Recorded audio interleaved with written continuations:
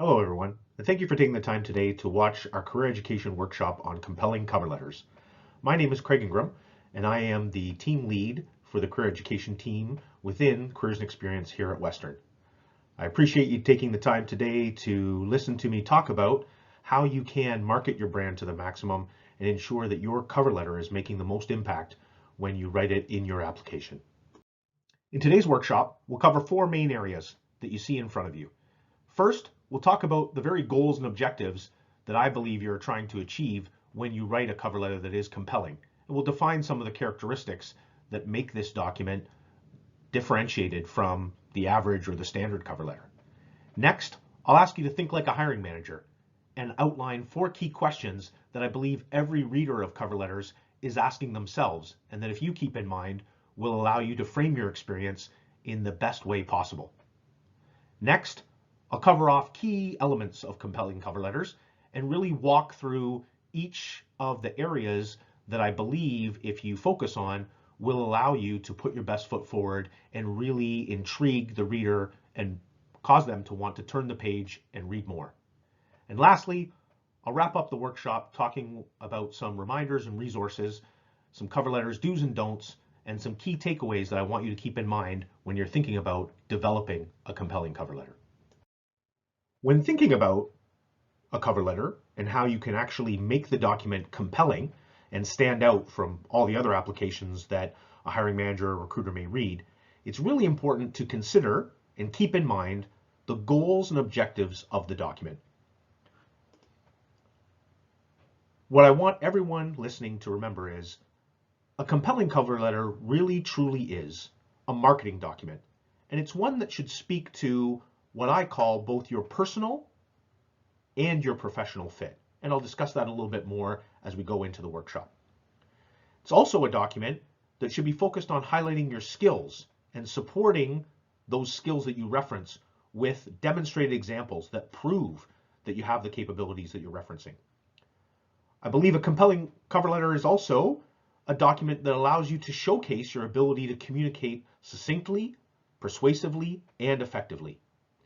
And ultimately, a compelling cover letter, as I've referenced earlier, really in some ways acts as a teaser, which is really meant to intrigue the reader and convince them to explore your application further or to read on. Just like a commercial that you may see, a short commercial or a trailer for a movie that you watch and doesn't give you the whole story, but touches on enough of the key elements that causes you to want to keep watching or find out more. Having highlighted on the last slide the goals and objectives of a compelling cover letter and what we do want the document to embody or include, I think it's equally as important to also talk about what we want to avoid when we're writing this document, or the things that can actually take away from a cover letter truly being compelling. And in talking about this, I would want to stress that when you're thinking about writing a cover letter that's compelling, it should not be a document that's attempting to highlight information that isn't referenced anywhere on your resume or that you couldn't fit in your resume. Because this document does serve as a teaser or something that's basically going to intrigue the reader, touch upon the very most important information, and intrigue the reader to turn the page and read your resume, you want these documents to very much work together. And when you're highlighting those very most important skills or capabilities, as I'm going to speak to in your cover letter, you absolutely want those same skills and those same examples to also be referenced in your resume. Remember, when you turn the page and the reader reads your resume, they will see the examples that you talk about in your cover letter, but they will also see further examples of other activities you've undertaken in certain work experiences or other experiences where you've demonstrated the skills you reference in your cover letter. So you really want it to be an information build as the individual finds out more about you and you move along the application process. So for a cover letter to be compelling, I think it's very important that it does work in conjunction and sort of hand in hand with your resume, as opposed to these documents being very separate. The other element that I would touch upon, and I think you do not want the cover letter to be focused on, is highlighting all of the experience that you have, all of the skills that you have, trying to cover off in this one-page document all of your education, your work experience, your extracurricular activities.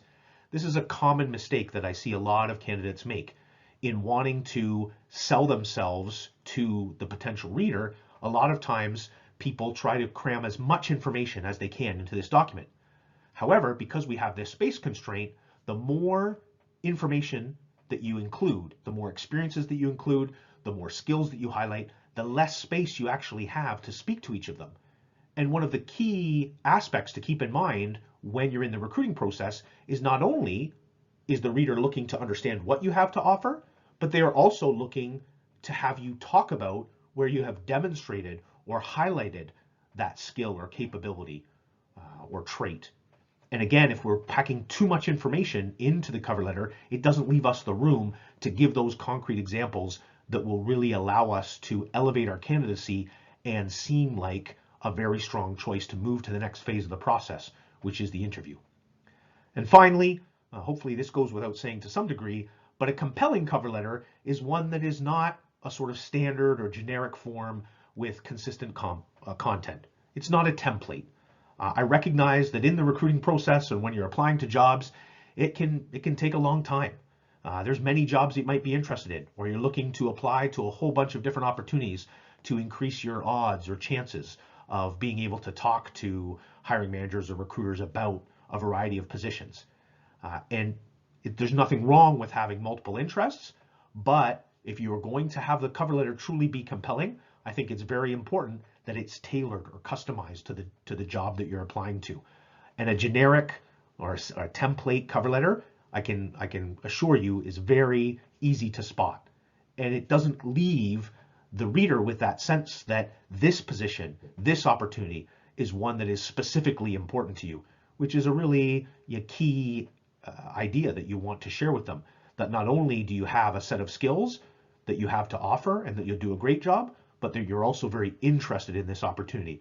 So you want to avoid writing a cover letter that someone could read, basically take out the name of the organization you're applying to, take out the name of the position you're applying to, put in another organization name, another position name, and still have the cover letter make sense. If you can do that, I would suggest that the cover letter is not compelling and we haven't achieved our goals. Having covered off the goals and objectives and having talked about what a compelling cover letter is, as well as what I don't believe a compelling cover letter should be attempting to do, I now want to switch gears and have you think like a hiring manager. And here, as I highlighted earlier on at the beginning of the workshop, there's 4 key questions that I believe come to a reader's mind as they begin to review applications and look at cover letters. Now, I realize that this may seem fairly simplified, but to be honest with you, I think a lot of times we make the recruiting process perhaps a little bit more complex in our minds than it truly is. And all my experience as a recruiter, all of my experience as a hiring manager, talking to recruiters and hiring managers across organizations that span all of the different industries that exist, the feedback that they've provided me is that there are basically 4 questions that they have in their mind as they're reading through this document. And so I want to present those questions to you because I think it's really important that if you can put yourself in their shoes, if you can imagine that you were a recruiter or a hiring manager, and if you can think about these 4 questions as you're crafting your letter, you can make sure that the information that you include in your document answers these questions, answers them easily, answers them succinctly, and answers them effectively, such that I really believe it increases your chances to move forward in the recruiting process. So here they are. First question, really straightforward. Who is this? Right? You pick up a piece of correspondence, it has someone's name at the top, it's a letter, and you wonder to yourself, who's writing me? Next question, also very straightforward, and I think a natural next step to anyone's sort of critical thinking process. After you know who it is, oh, it's Craig Ingram. Then you want to know, what is this about? What is Craig writing me this letter for? What is he trying to tell me, convince me of, share with me? After those first 2 basic questions, then we get into the last 2 questions, which I think are more involved, and they really make the meat of a cover letter.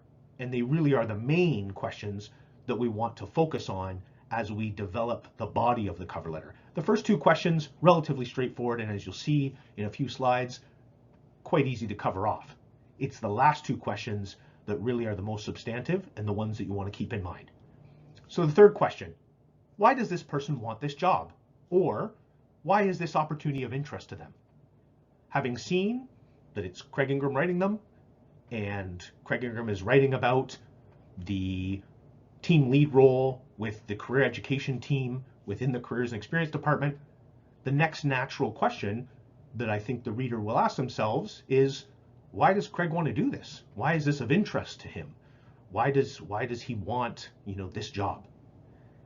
And I'll talk about this a little bit later on, but that really in my mind speaks to this idea of personal fit, helping the reader understand what motivates you, what interests you, what your values are, and why that aligns with the position you're applying to.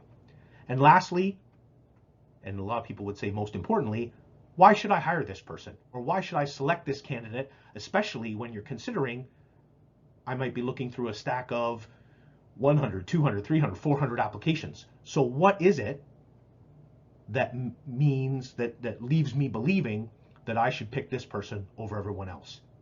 And this last question, which is the most substantive question I think that we attempt to answer with a compelling cover letter, really focuses on the other element that I brought up when talking about goals and objectives of a compelling cover letter, and that's selling your professional fit. What are those key skills or traits or capabilities that will allow you to do the job that you're applying to most effectively and add value to the organization should they hire you? Now, having highlighted these 4 questions, we'll move into the third phase of today's workshop, and that's focusing on the key elements of a compelling cover letter. And as you can see them listed right here, these key elements will work to answer those 4 questions in the most easy to read, the most compelling, and the most clear way. So the first key element is simply contact info, both yours and theirs. This is a piece of business correspondence, and given that you're writing a business letter, you need to let the reader know who you are and some of your contact information, and you need to write it to them as though you were writing a formal letter that you were going to put in an envelope and mail off. After the basics of contact info, the next key element that I'm going to touch on is the idea of an intro. That's the sort of next phase of a compelling cover letter, or next element of a compelling cover letter. After this, I'll highlight and talk about outlining personal fit, which is another key element, and it really speaks, as I mentioned on the last slide, to that idea of why. Why do you, as the writer of this document, why do you want this job? Why are you interested in this role? After we've highlighted that and we've got some information that provides an outline of personal fit, then we transition, and the fourth key element is that outline of professional fit, which is really meant to answer that last question, why should I pick you? And after we've done that effectively, the last element is a simple and succinct close, which looks to just tie together what we've said in the rest of the letter and move, hopefully, the reader to action on following up with us, finding out more information from us, or ideally contacting us because they want to set up an interview. A couple of other key things I will just highlight, as you can see in front of you. When we're talking about cover letters, a cover letter should never be more than 1 page in length. That's one of the challenges that come with making the document compelling. We have this space constraint, and as you can see in front of you, I'm suggesting we have a number of things that we need to cover off. Also, as I already mentioned, keep in mind that I believe a compelling cover letter does take the form of a written letter. It doesn't contain bullet points, columns, tables. You can read different examples in lots of different websites. You can talk to different people, and sometimes people will say for efficiency or to make it, easiest and shortest, most concise, use bullet points, use tables, use columns. Keep in mind, as I mentioned, one of the things that a compelling cover letter is it is a demonstration of your ability to write and communicate in an effective, persuasive way in a professional manner. So you really want to use the form of a written letter, I think, for your cover letter to be most compelling. And the last element that I'll see here that sort of speaks and moves into the contact info and then sort of how the letter will frame out. And in the slides that will be coming, you will see, I'll break this down and show you exactly what I mean. But you'll start with highlighting your contact info, putting the date that you're writing the document, including the contact information of the person or the organization you're writing to. Then you will put a subject line or a salutation. Then the body of the letter, after you've done all of that, is typically somewhere between 3 to 5 paragraphs in length. And as we move forward, I'll break that down and show you exactly what I mean. When talking about the key elements that do make up a compelling cover letter, the first one, as I've noted, is contact info. And this may seem relatively straightforward, but I did want to go through it with everyone so that you have a clear sense of exactly how you should be framing the letter at the very start. Because while this is relatively straightforward information, I think doing it properly does show that you understand how professional business correspondence is written and sets up nicely for the way that the document is going to look and feel. So, given that it's a piece of formal business correspondence, you want to place your contact info. And when I say your contact info, I think you want to either have your name and email and phone number, or you want to have your name and street address, city, province, and postal code. One or the other. We want to keep this succinct, and as it's noted here, you really don't want to use more than 3 lines of space, because as I referenced earlier, a cover letter is never more than a page, so everything on the page is prime real estate, all the spaces. We don't want to use any more space than we have to, while also using enough, giving enough detail in the space that we use so the person has a clear idea. Okay, we want to put that information in the upper right-hand corner and align it with the right-hand margin. Then we leave a space, then we insert the date, and we also align that with the right margin. Then leave another space. This is where we come back over to the left side of the page in the left margin, and we insert the contact information for the organization we're writing to. Here again, if we can keep it to 3 lines, great. Definitely no more than 4 lines. This oftentimes will depend whether or not we are writing to a specific individual or whether we're just writing to the organization in general. Then we want to leave an additional space and insert what I call the subject line or the salutation, which I'll talk a little bit more about. So, as you can see here, a little graphic to try to show exactly what this will look like on a page. And as you can see, as I've mentioned before, so my name, and I've decided to go with my email address and my phone number. In the upper right-hand corner, against the right margin, I've left a space and I've written the date. Then another space, and then I've come over to the left. And here, like I say, I've shown you an example that has 4 lines. The first line being the contact name of the individual I'm specifically writing the letter to. If I know that information, and if I've been asked to explicitly write to a certain person, then I would want to put this here, followed by the organization name, the street address, and the rest of the location information.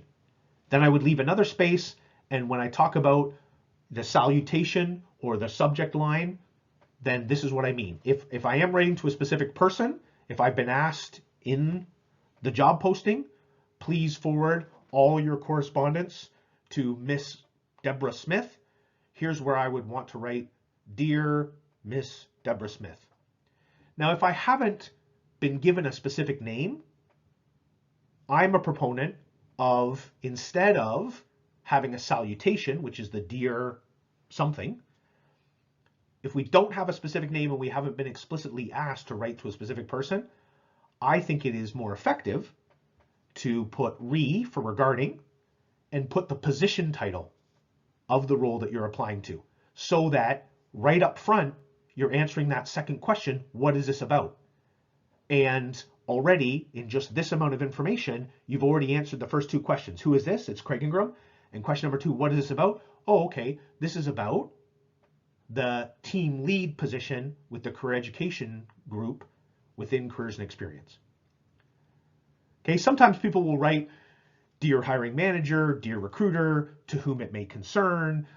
There's nothing necessarily offensive or wrong with any of those things, but in my opinion, they're not really value add.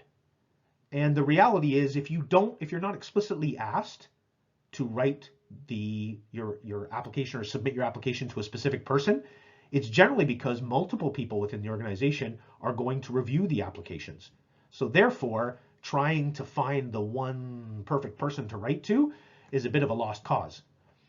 So again, if you're not given a specific name, then I am in favor of you using that subject line to say re for regarding, and then the position title that's involved. And now I'll look to move on. The next key element that I want to cover off is the intro. And here, a few key things that you want to keep in mind when writing the introduction to a compelling cover letter. So as you begin the body of the letter, remember this is sort of first impressions. You've already included some information, but it's pretty straightforward. Contact information, the date, the subject title. Here's where we're going to get right into the body of a letter and really start to potentially engage the reader. So in doing that, a few things, as you'll see noted here. You want to make sure in this intro you are highlighting how you became aware of the opportunity. You also want to make sure that you are clearly expressing your excitement and or interest in the position, and you want to articulate that you feel that you're a good fit or that you're aligned for the role. So a positive and natural flow, as I've referenced here, is often created when this intro element that I'm speaking about is combined in the first paragraph of the body of your cover letter, with the personal fit element that I'm going to speak to next. Because together, they really are the pieces that speak to you, your values, your interests, your motivations. They're not so much the sell on why you can do a great job. They're more this section, the intro, as well as the professional fit, they work well together to really talk more about why you want this job and why it really aligns well and why you will work hard to do a great job and why you'll be interested in doing the work that you're doing. Okay, so really this section combined with, and I'll move into personal fit in just a second, as it notes here, together they can really, and what you're really trying to keep in your mind, and I'll show you an example of this on the next slide, is you're really trying to create a strong sense of why the opportunity appeals to you, aside from your skills, aside from the fact that you can just do the work really well. I think it's important that you spend a little bit of time talking about why you want to do the work or why the work aligns with your interests or values. A lot of times people will say, I'm really excited because I have the communication skills, the teamwork capability, and the leadership aptitude to do this job. And while that might all be true, and that's going to help you do the job well, it doesn't really speak to your intrinsic motivation or your values or why this holds interest to you. It really just speaks to why you'll do a good job. You definitely want to include that in your cover letter, but I think the reader is really looking for both. They're looking to understand that you will do a good job, and that's that last question, why they should pick you. But they're also very much looking to understand why you want this job. Because keep in mind, recruiting is an expensive pastime. And I'm not saying we should feel sorry for hiring managers or recruiters, but the reality is it takes them a lot of time and resources to go through the hiring process. And because of that fact, it's also very expensive if they get it wrong. So why it's important in a compelling cover letter to speak not only to the skills that will allow you to do the job well, but to also speak to some of that personal fit and that excitement and interest in the position that I've noted here, is because that's what the recruiters and hiring managers want to know. They're trying to assess that as well, because they want someone who they know, even when the work maybe gets a bit difficult, or maybe when the work gets a bit mundane or isn't quite as exciting, or you're being asked to do something that you've already done before, so it might seem a bit monotonous, they want to know that you are going to be, interested enough in that job, in the kind of work that you're doing, that you will push through and you will do a great job, even when perhaps it's not the most exciting work. So in thinking about how that looks, as you can see here, I've attempted to highlight in yellow.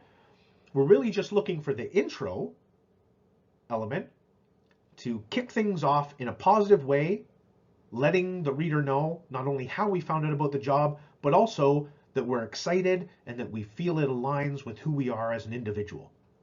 And as I've written here, and not to suggest that this is the perfect language, but I've noted it's with tremendous interest that I reviewed the team lead career education position as advertised on the Working at Western website. As a long-standing member of the Western community and someone who has a passion for working collaboratively, helping others, and building strong relationships, the position outlined is one that I find appealing both personally and professionally. And what I've attempted to do here, hopefully you can see, is talk about the fact that while later on, you'll see this later on in the letter, and the reader doesn't know this yet, but while later on I'm going to sell you on why I believe I can do the job really well, what I've tried to start to allude to here is I'd really be excited to do this kind of work. This kind of work would really align with the kinds of things I enjoy. Working with others, collaborating, right? Being of help, being of assistance, being in a position or a job that helps others succeed, right? So I'm sort of setting the stage early on for this sort of values and interests piece and answering that third question, why do I want to do this? The next element to touch on is personal fit. And here, as I've mentioned already, oftentimes personal fit is combined with the intro element and starts off as oftentimes the first paragraph of the body of your cover letter. And to really make it compelling, keep in mind, we want to, as I've already mentioned in the last element, intro, we want to let the reader know about how we found out about the position, but also start to move towards this interest, this personal fit side of things by letting them know we're interested, we're excited, we think we align well with the position. And after we've done that in the intro, then we really want to take that one step further in personal fit, and we're really trying to effectively communicate why we want the job. We want to give a clear demonstration, and as you can see on this slide, I've put in brackets with depth. And what I mean by that is oftentimes people may say, I'd be really interested to work in this opportunity, which would allow me the chance to interact with smart people, make a difference in the world, and be part of a leading organization. So those are all things that may in fact be true, and those are all things that sound positive. But if you think about it, that's the kind of sentence that would actually relate to a lot of different jobs and that a lot of people could potentially write, and it wouldn't really seem or sound too distinctive. It wouldn't really have enough depth to give the reader a bit clearer sense as to exactly why whoever wrote that cover letter really felt like they wanted this job, why they really felt they were a personal fit. So to the next point that you see on the slide, when you're explaining why, I think it's important to either showcase that you have a greater level of knowledge or that your values align with the organization, with the position, with the goals and objectives of what's trying to be accomplished. And the way I think you can do that, as I've noted here, is you can demonstrate awareness of initiatives or projects, or you can share info that the quote unquote average person would not know. Or you can show appreciation of the organization's values, and that you share such values, and that you'll fit in with the corporate culture.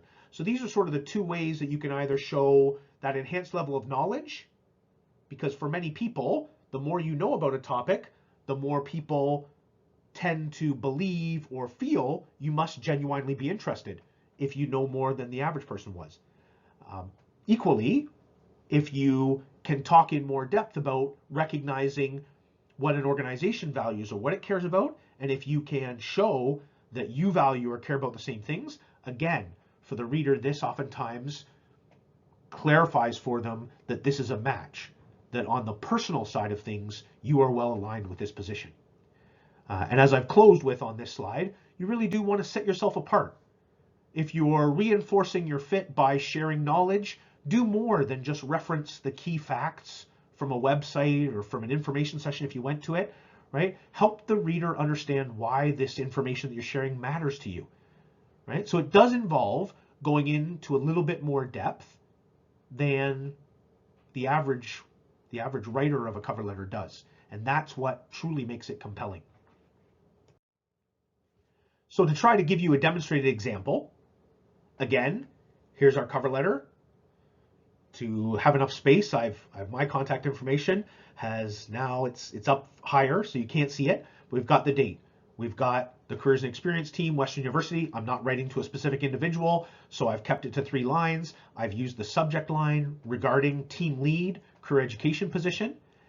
And I've attempted to build on that intro that I included on a previous slide, those first couple of sentences.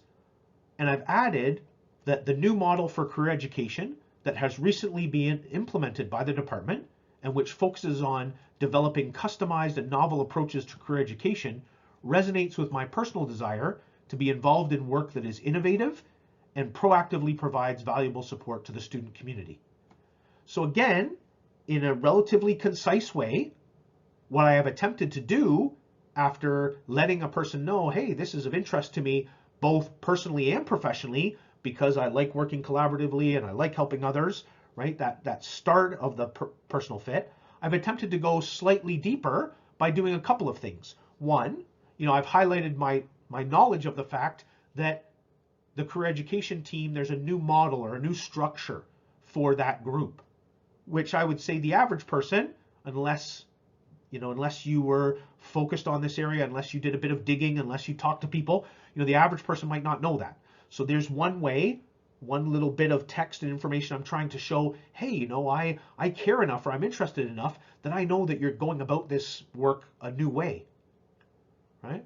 And I've also highlighted the fact that that new way focuses on developing customized and novel approaches to career education, right? So I'm showing that information. And then I'm saying, why that's really exciting to me as well is it resonates with my desire to do things that are innovative and my desire to work in a way that proactively helps support students. And this is a kind of a combination. So what I'm writing here provides in some ways a bit of a combination of both the information sharing beyond what the typical person may know and a little bit of insight into my values or the things that are important to me and showing that what's important to me or my values actually match, from my understanding at least, with what the career education group is trying to do. With the overall goal being when the person reads this, they're able to say, oh, that's interesting. Oh, good that he knows that. And yeah, that is what we're trying to do. And okay, great. He's into being into innovation and he likes to innovate and he likes to, proactively help support. Well, that's great because those are our goals. And just by sharing that, and as you can see, it's not super long. We're not talking about a whole bunch of sentences because we don't have a whole bunch of space, but this is a way by going slightly deeper and highlighting a bit of information the average person wouldn't know, and also sharing a little bit of information about me and what I care about or what I'm interested in, I can more effectively than the typical applicant leave a sense in the reader's mind of, I think he would like it here. I think he would fit. I think he would get along with all of us because he values and he's saying he likes some of the same things as I know all the people on the team that are already part of the team do. Okay, so now having highlighted my contact info, organization's contact info, the date, all of those sort of logistical items which help answer the first question, if you can recall, who is this? I've also included the subject line. This is about the team lead career education position. So I've also operationally answered the second question, what is this about? We've just walked through the next two elements, intro and personal fit.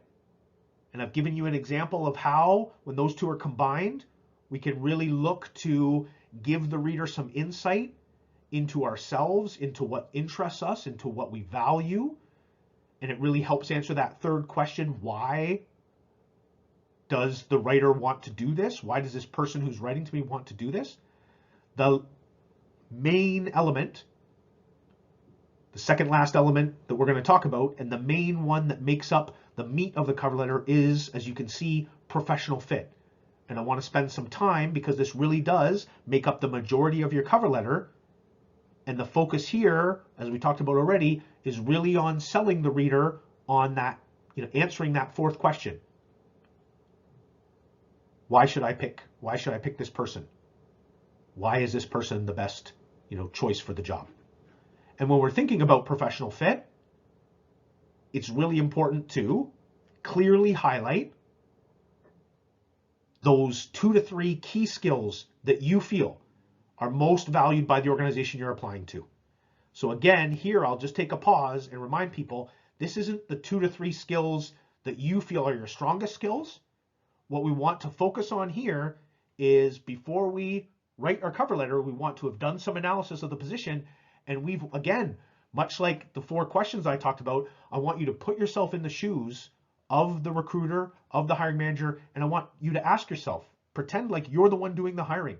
What are, given what I know about this position, having read the job description, what the person's going to need to do, how they're going to need to go about doing it, what do I believe are the 2 to 3 most important skills, traits, or capabilities the person is going to need to be successful, to be most successful in this job? Whatever your answer is, those are the skills I want to see you highlight when you're developing your compelling cover letter. And that's really what we're trying to do when we're selling professional fit. We're, first off, clearly highlighting those skills.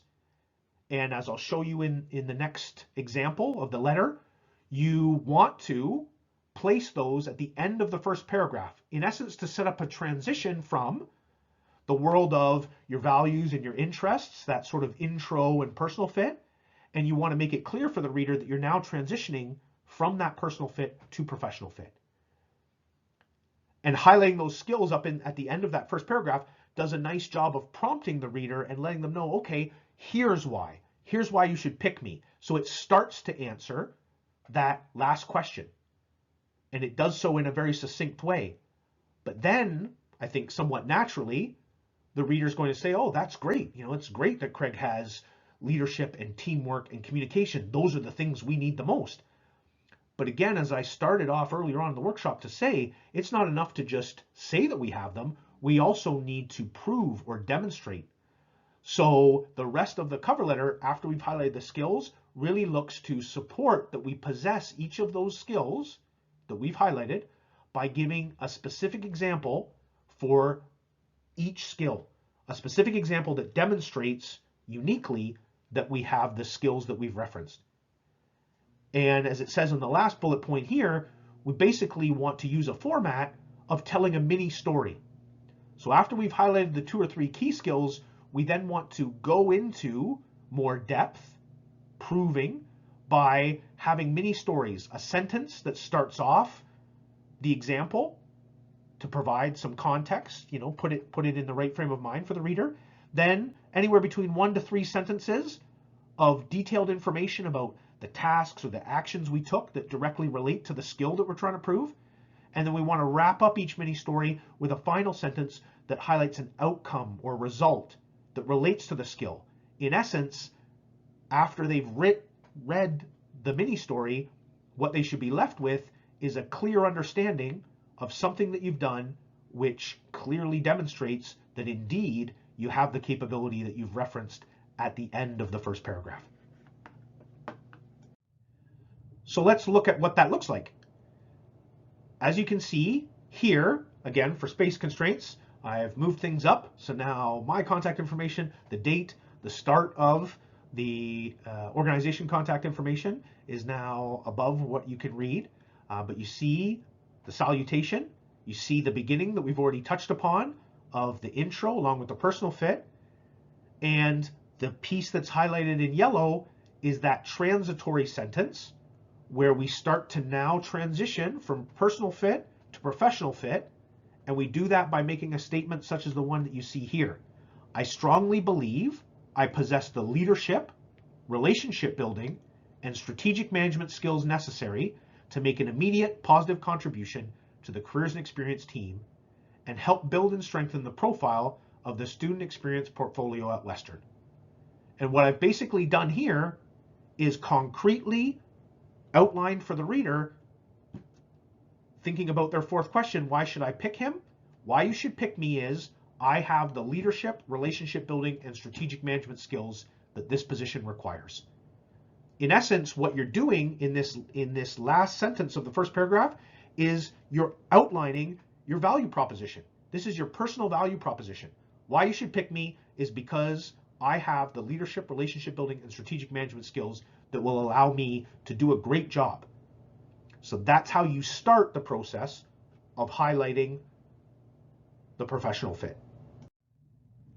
So now, after having made the transitory sentence, close the first paragraph with a transition from the personal fit to the professional fit, now what becomes important is that we create strong mini stories that demonstrate or prove those skills that we've referenced at the end of the first paragraph. And I think we want to, as I've alluded to before, we want to create an individual, specific, unique mini story for each of the skills, and we want to create or outline the mini stories in the same order that we listed the skills. So as you can see on this slide, I outlined in my last sentence of the first paragraph, leadership, relationship building, and strategic management. So when I go to write my mini stories, I want the first mini story to focus on leadership, the second mini story to focus on relationship building, and the third, strategic management. And here, as an example, again, not saying in any way it's perfect, but just to give you a point of reference or an idea, with this mini story, I am attempting to clearly showcase or demonstrate what I have done when it comes to leadership, such that by the time the reader is finished reading my story, they will say, oh, okay, if Craig's done that, then I can see why he believes he would be bringing leadership capability to this job, and having read the story, I agree with him. So it allows the reader to, in essence, check and evaluate the claim that you've attempted to make. So as I've said here, my experience as associate director within Ivy Career Management honed my leadership capabilities while allowing me to positively engage and influence a wide range of stakeholders, including faculty, staff, administration, current and prospective students, alumni, and corporate partners. I will admit, a bit of a lengthy first sentence. However, this is that first sentence that I referenced on a previous slide that basically sets the stage or sets the context. The reader reads this and says, oh, okay, he's going to use his time when he was associate director in the career management department at Ivy. Then, after that first context-setting sentence, I move into between 1 to 3 sentences of specific tasks or actions or activities that I undertook, which I believe showcase leadership, because that's the only skill I'm trying to prove in this paragraph. So I say, I demonstrated significant leadership and gained credibility amongst the Ivy community in creating and managing the delivery of innovative career-focused programming and services to students within Ivy's MBA, MSc, and HBA programs. Using a collaborative and appreciative leadership approach, I further built a strong and progressive track record of success in managing relationships with student club and association executives, senior program leaders, and staff within other areas of the school. I gained the trust and support of those I worked with by showing an ability to formally lead, as well as a comfort with letting others lead and supporting them in achieving their objectives. So these 3 sentences are basically focused on and speaking to leadership or leadership-oriented activities, right? Building trust, gaining support, right? Developing innovative programming and services, right? Leading the process. And then I wrap up by saying, I am confident these leadership skills will allow me to work effectively with all careers and experience stakeholders, both centrally and throughout the university and community. That's that wrap-up sentence, which attempts to give, in this sense, the value of what I will be able to bring to this position. So having given you one example of professional fit, as I've alluded to in previous slides, we would want to do that 2 or 3 times over, depending on how many skills we identify. And after we've done that, the last element to touch upon is the close, which, as you can likely imagine, given that we have this 1-page space constraint, tends to be relatively short and concise and really just looks to reiterate the things that you have already conveyed in the rest of the letter.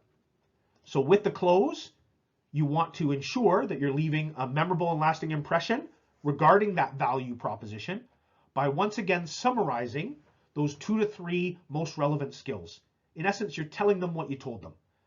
I'm not sure how many of you have taken, a course on communications theory or about communications and effective communications, but it is said that the best way to create a lasting and memorable impression in someone's mind is tell them what you're going to tell them, tell it to them, and then wrap up by telling them what you told them. And basically, this is the format that you're using with this letter, such that once they've gotten through this one page, we want to leave no doubt in their mind or any uncertainty as to the skills that you have and what you have to offer. Now, when you do wrap up in the close, when you speak to those 2 or 3 most relevant skills, as you can see in the second bullet point, do try to use different words or wording so that your language doesn't appear too repetitive, right? So if you said communication skills, you might want to say my ability to communicate effectively with others.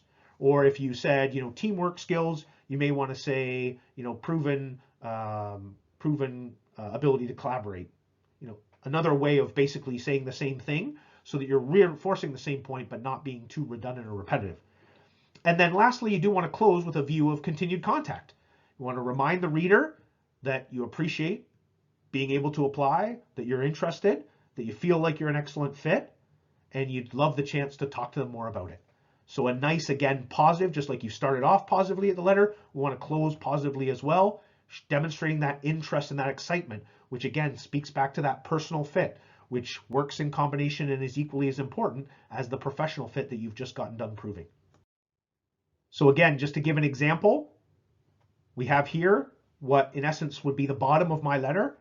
And as I've highlighted in yellow, I'm closing by saying I'm confident that my ability to develop a strong vision, aka leadership, engage and collaborate with others, aka the teamwork, the relationship building, and effectively oversee the development, design, and implementation of projects, aka the strategic management skills that I talked about at the start of the letter, will allow me to succeed in helping Careers and Experience meet its goals and objectives. I would welcome the opportunity to talk with you about the role and the skills and abilities I possess in more detail. Thank you in advance for taking the time to consider my application. And then I just close with sincerely, Craig. So to wrap up today's workshop, I will leave you with what I believe to be the point, and trying to use my own communications theory of telling you what I'm going to tell you, telling it to you, and then telling you what I told you. So your cover letter, I believe, truly is the reader's first interaction with the brand you. A compelling cover letter is a marketing document, don't lose sight of that introduces your key brand attributes. And those key brand attributes are your interests, your values, and that personal value proposition. Those 2 to 3 key skills that are most relevant for someone to be successful in this position, it highlights that you have those traits and allows you to demonstrate them. And this sets up really nicely and causes the reader, after having read that one page of individual examples, by no means, as you can see, is it exhaustive. We haven't talked about all the skills. We've just talked about 3 skills. We haven't given all the examples of all the times that I showed leadership, all the times that I managed relationships or built relationships. I've just picked my best example in the cover letter. And this is a nice build because now someone says, wow, he seems like he'd be really aligned with this job and he definitely has the skills that we're looking for. I want to know more. They flip the page, they look at your resume, and as you'll see, and if you think about this, your resume will further reinforce all those things that you've said in your cover letter, because people will see other examples of where you've demonstrated the key skills. They will see other things that you've done in some of those experiences that you've talked about. So it really allows you to continue, as they're continuing to assess you, you're continuing to share more and more information with them and look and feel like a better and better fit, causing them, after they're done with the resume, to ideally be putting it down and saying, we've got to talk to this woman, and giving you a call. And the last point I'll make is a cover letter is compelling and most effective, as I've just noted, when it works together with your resume and it develops consistent messaging about you and your fit with the position that you're applying to. So I'll close today's workshop by highlighting some reminders and resources, as I've mentioned. Some reminders when you're thinking about compelling cover letters, as you can see outlined here. I think there's some things that you want to do and there's some things that you want to avoid. So when you're developing a compelling cover letter, you absolutely want to demonstrate confidence. You want to be humbly confident. You don't want to seem arrogant or conceited, but you absolutely want to demonstrate and state that you feel you're a strong fit for the position. If you don't sell yourself, no one's going to. So you want to, with humility and again with proof through the examples, you want to demonstrate that you really feel like you'd be a great fit for this position and you do a great job. You do want to take the time, as it notes here, to research the industry, research the company, research the position, so that you can touch upon some of that information I've talked about, which will help the reader see, wow, you must genuinely be interested because you know some stuff about either our company or the industry that we're a part of or the department that this rolls in that the average person wouldn't know. Keep the tone of your letter positive and enthusiastic. Sometimes people fall into the trap, I find, with cover letters of trying to explain away skills they don't have or talk about things that they might not be as strong. We don't want to focus on that. We want the focus to be on why you're a fit. Play to your strengths. Don't spend any time, because again, we've got precious amount of time. We've got that one page of real estate, so we don't want to waste any of it trying to explain away things we don't have. We always want the focus to be on the things we do have. And lastly, proofread your letter. Get someone else who you trust and who believe will give attention to it and give you good feedback to read it for you. We know in our minds what we want to say, and so oftentimes, even if we have a mistake in the letter, when we read it, our mind will just fill in or cover over the mistake because we know what we wanted to say. So if you can, and if you're open to it, get someone else to proofread your letter and ask them, how they feel. Is it engaging? Is it exciting? Does it sound positive? Do they have a clear sense of why you feel you're a fit? Ask them the 4 questions and see if they can answer them in short. That's a compelling cover letter. On the flip side, do not. In my opinion, again, you can ask a lot of people and you'll get lots of different advice. So an opinion of one for what it's worth. I would never send a resume without a cover letter unless you're specifically instructed to do so. Sometimes you'll get an application and they'll say, you only send your resume. No other documentation will be reviewed. If that's the case, then I wouldn't bother doing it because it is, at that point, a bit of a waste of time.